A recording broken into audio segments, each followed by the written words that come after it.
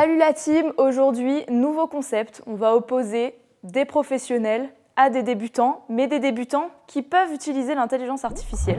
Pour cette édition, nous accueillons deux graphistes. À ma gauche, Laure, notre professionnelle. À ma droite, Tiéphane, le débutant aidé de sa super intelligence artificielle. Le concept est simple, deux personnes vont s'affronter.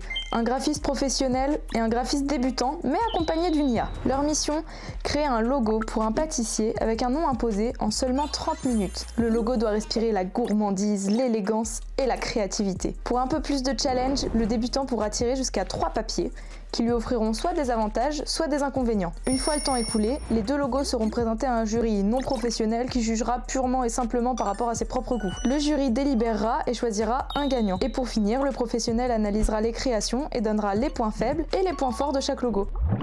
Et c'est parti.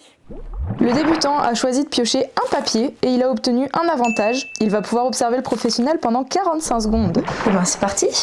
On me demande de créer un logo moderne et gourmand pour un pâtissier. Il faudrait que ce soit moderne, soigné, harmonieux et possiblement rajouter un petit symbole de pâtisserie. Contrainte lisible partout, il faudra une version couleur et monochrome et on a 30 minutes. On va peut-être commencer par aller chercher des inspirations, voir ce qui s'est fait un peu. Donc, principalement, on va être sur des formes de gâteaux. On retrouve souvent le gâteau. Je distingue bien les éléments comme un fouet, comme élément central. Ah non, pas terrible du tout là. Réutiliser le E qui fait le gâteau.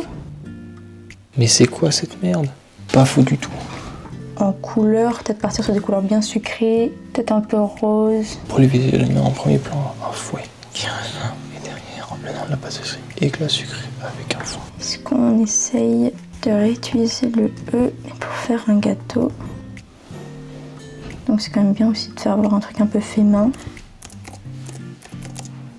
Faut qu'on s'active, de toute façon, on n'a pas trop le temps de tout peaufiner. Faut au moins qu'on sorte un truc. Je vais voir ce qu'elle fait. Bien le bonjour. Viens copier un petit peu. Viens copier un petit peu. Là, ce qu'elle me fait, c'est désastreux. Là. Aïe. Ça, tu m'as pas aidé là. Un peu de temps, c'est pas mal, je trouve, franchement. Allez hop, fais mieux. Ah oui, carrément. Bon bah, fais encore mieux. Je suis foutu là. C'est bon. Bon bah c'est bon. Bien le bonjour. Bonjour. Oui, aïe. J'aime beaucoup celui-là, même si là il y a de l'idée et j'apprécie aussi, mais j'ai un petit coup de cœur pour celui de droite. Franchement, il y a plein de couleurs, c'est sympa. De ce côté-là, sucre, du côté un peu bonbon limite. De l'autre côté, très illustration quand même. Mais on retrouve quand même l'esprit un petit peu pâtisserie, les classiques, le donut, les petits muffins comme ça, c'est sympa. Moi je reste du même avis, ça fait très illustration, même si c'est en vrai très coloré, j'aime beaucoup. Mais de l'autre côté, on a quelque chose de bien plus harmonieux finalement. C'est un peu chargé. Il y a vraiment beaucoup de couleurs et c'est des choses qu'il faut quand même éviter. Il faut rester généralement sur 3-4 couleurs max dans un logo.